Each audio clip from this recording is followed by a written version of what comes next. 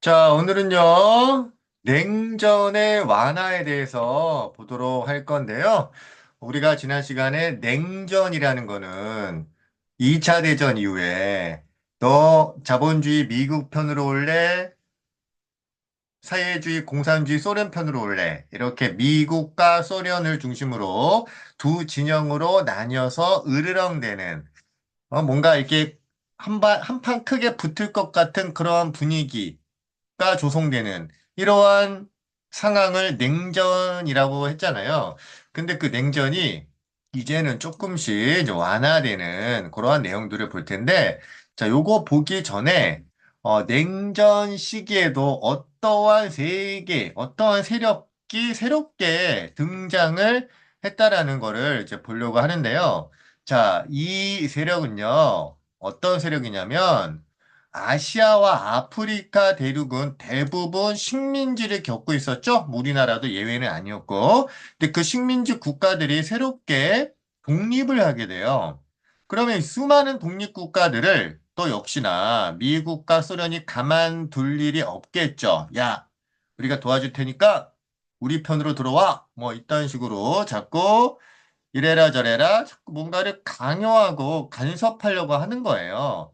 그러니까 이 아프리카와 아시아의 수많은 독립 국가들이 이 냉전 체제에 가담하지 않고 비동맹, 그러니까 동맹을 맺지 않겠다. 그리고 우리는 중립 노선을 추구하겠다라는 걸 발표해요. 그리고 그들끼리 협력을 강화해 나가면서 힘은 없지만 서로 뭉쳐서 큰 힘을 갖기 위해 노력했던 세력을 뭐라고 하냐면 바로 제 3세계라고 이야기해요. 제 3세계, The Third World. 우리 보통 친구끼리도 뭐 둘이 싸우면 서로 잘났다고, 서로 잘못 안 했다고 막 이야기했을 때, 자, 그러면 제3자에게 물어보자. 뭔가 한 편도 그 편들어주지 않는 그런 중립을 지키는 이러한 사람이 좀 객관적으로 두 사람의 상황에 대해서 얘기를 들어보자 하면 제3자라고 얘기하잖아요. 그래서 이 국가들이 스스로 자기네들을 제3세계라고 이야기해요. 미국도 소련도 자본주의도 사회주의 공산주의도 아닌 우리의 길을 가겠다라는 거죠.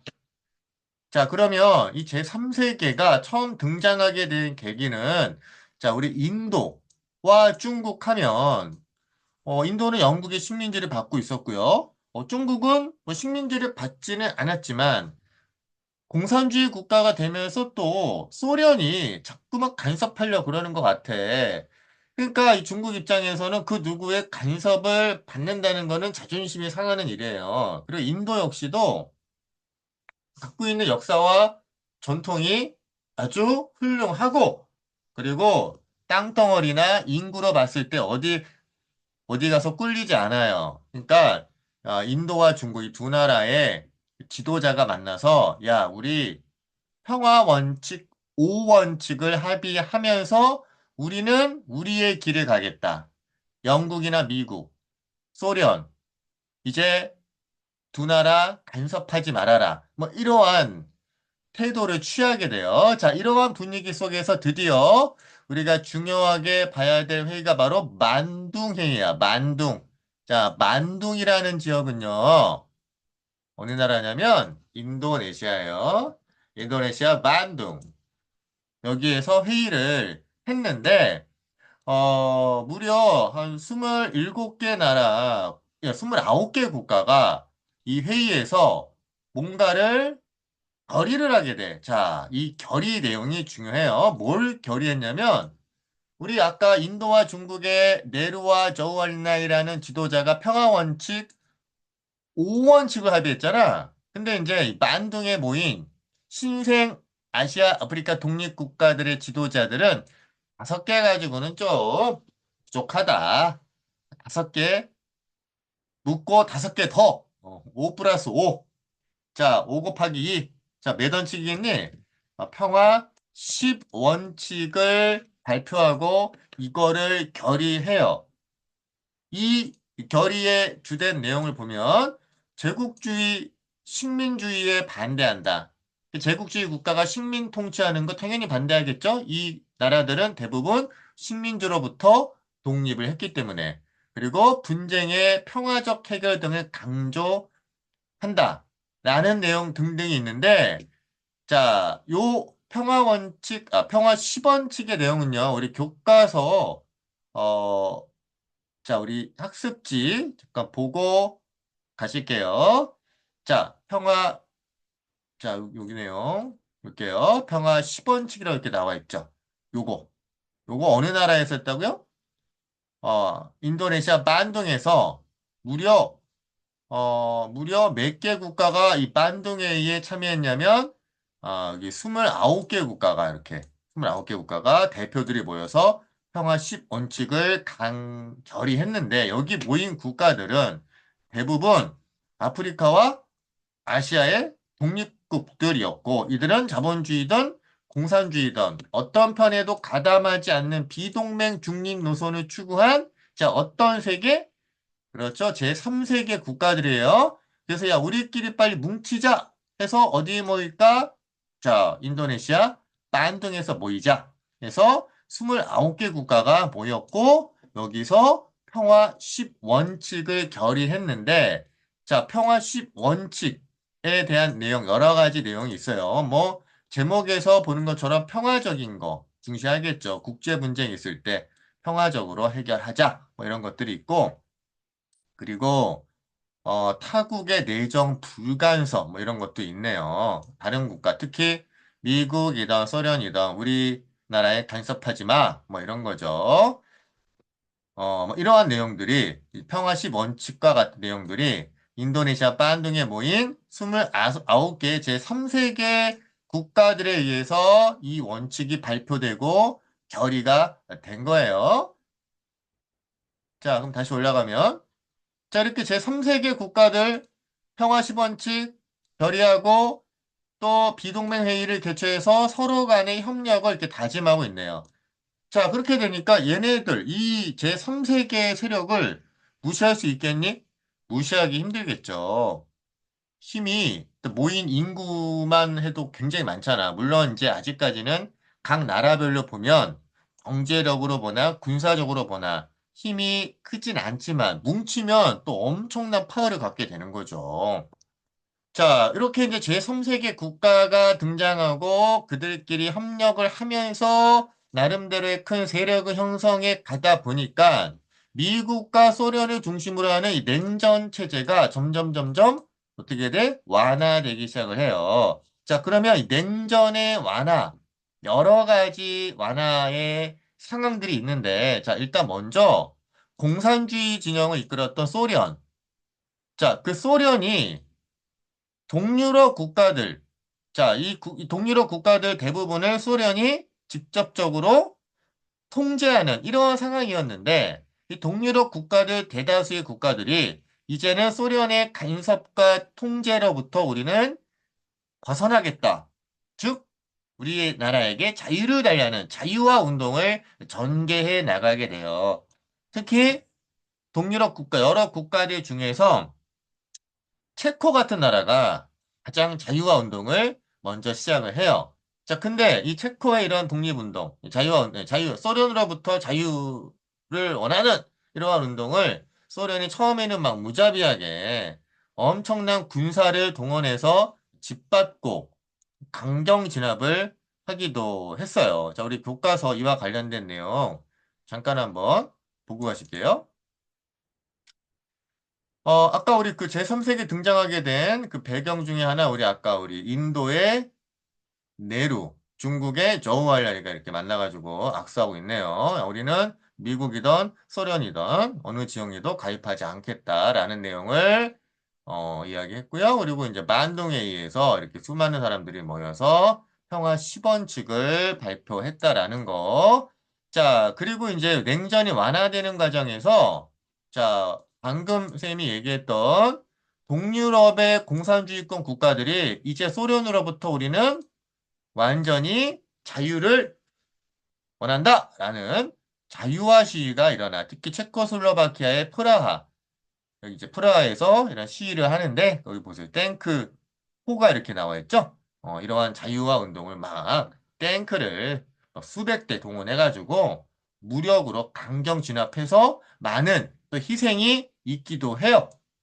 자, 그러나 어쨌든 끊임없이 뭐 체코뿐만 아니라 뭐 폴란드, 헝가리, 뭐 등등 유고 이러한 수많은 동유럽 국가들이 자, 예전에는 공산주의 국가였기 때문에 소련의 영향력하에 있었지만 이제는 점점 그들 소련으로부터 벗어나기 위한 운동을 전개해요. 실제로 완전히 벗어나기도 하죠. 그 다음에 중국 같은 국가는 공산주의 국가지만 공산주의의 혁명을 처음으로 이끌었던 공산주의 시발 국가가 바로 소련이잖아요. 근데 그 소련의 공산주의 이념과 중국의 공산주의는 조금 다르겠죠. 그래서 누가 원조냐? 누가 시발 공산이냐? 공산주의의 시발 국가는 어떤 나라냐? 이거 가지고 중국과 소련이 같은 공산 국가임에도 불구하고 우리가 찐이다.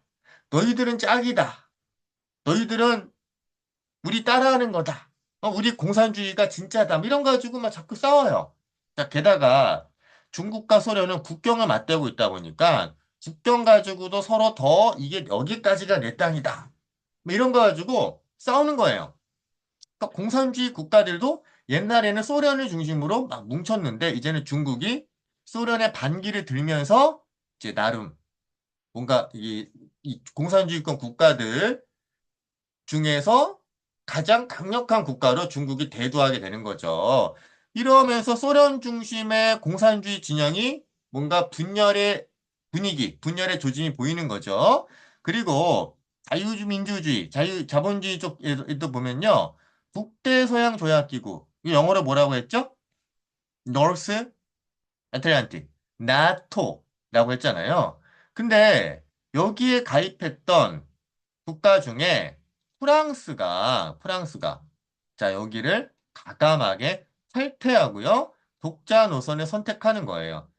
이 얘기는 뭐냐? 나토도 이제 분열의 분위기가 나타나는 거죠. 프랑스는 우리 옛날처럼 미국 따라가지 않을 거야. 미국한테 아쉬운 소리 하지 않을 거야. 우리는 우리 스스로 나라를 지킬 거야. 뭐 이러한 입장을 표방하게 되는 거죠. 그러니까 분위기가 어떻게 되는 거예요? 미국과 소련만 각 진영을 이끌어갔던, 뭐, 미국과 소련의 통제하에 두었던 이러한 국가들이 점점점 대항을 하고 또 분리되어서 따로 독자적인 국가를 형성해 간 이런 움직임들이 나타나게 되는 거예요. 자, 그리고 냉전의 완화가 실질적으로 이제 나타나는 이러한 상황이 벌어지는데 특히 이제 미국에서 아시아의 군사적 분쟁에 개입을 하지 않겠다라고 선언을 해요. 자, 이 선언을 왜 했냐면 미국이 베트남 전쟁에 참전했다가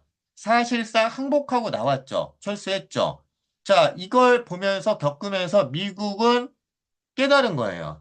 야, 왜 우리가 베트남 문제에 개입을 해야만 했는가?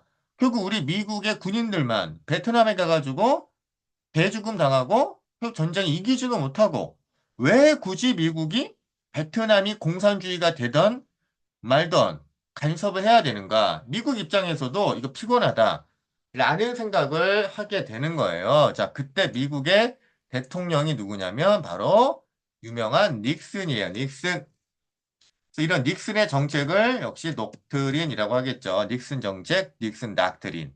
자, 그 닉슨 닥트린은 결국 아시아의 군사적 분쟁에 미국은 개입하지 않겠다. 너희들이 싸우든지 말든지 싸우려면 너희들끼리 치고받고 싸우고 미국은 간섭하지 않겠다라는 거예요. 자, 그리고 이 얘기는 뭐냐? 베트남 같은 국가가 공산주의 국가가 된다 할지라도 미국은 그거 인정하겠다라는 거예요. 그러니까 이러한 닉슨 닥트린을 아시아에서 누가 가장 반길까요? 아시아의 공산주의를 이끌어갔던 국가가 누구야? 바로 중국이잖아요. 그러니까 이제 중국이 이 미국의 닉슨 닥트린에 대해서 상당히 지지를 밝혀요. 가장 좋아했던 나라가 중국이에요. 자, 그러다 보니까 미국과 중국이 갑자기 친해지는 거야. 그래서 닉슨 대통령이 중국 베이징에 방문을 하게 돼요.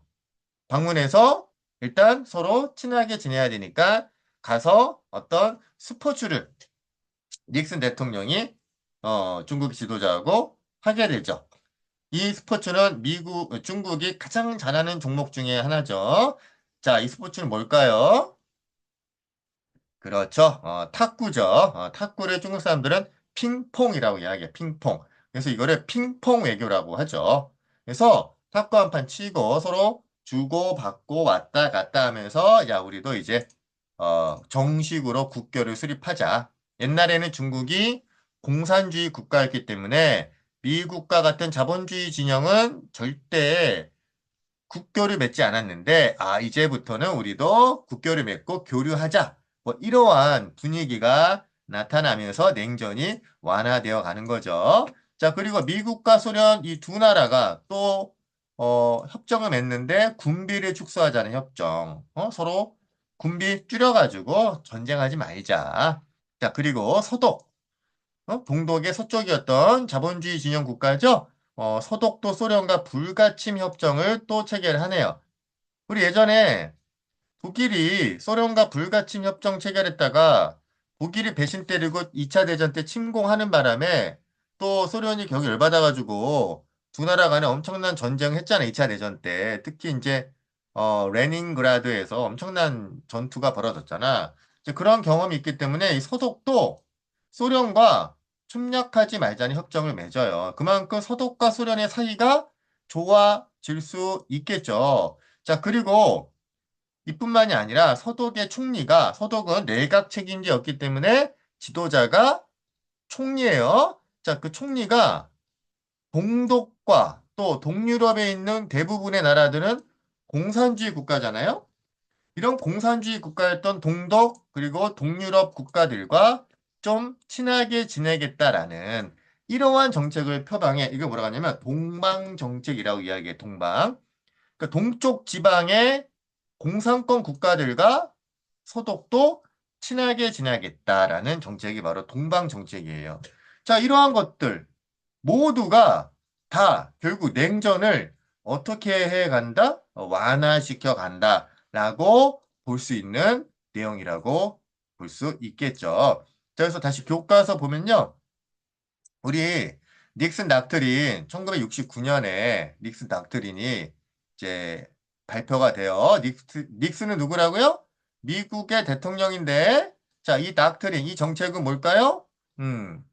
자, 미국이 그 밑줄 쳐져 있네요. 태평양 국가로서 그 지역에서 중요한 역할을 계속하지만 직접적으로 군사적으로 정치적으로 과잉 개입은 하지 않겠다. 그러니까 즉 태평양에 있는 필리핀을 비롯한 뭐 베트남, 우리나라도 마찬가지고 이 태평양에 있는 국가들에 미국이 직접적으로 군사적으로 개입하지 않겠다. 각자 그 독립국가는 스스로 국가를 방어하고 정치적으로나 경제적으로 완전히 미국의 영향력 밖에서 스스로 생존해 가라. 우리는 개입하지 않겠다. 알아서 해라. 뭐 이런 것이 닉슨 닥트린이었죠.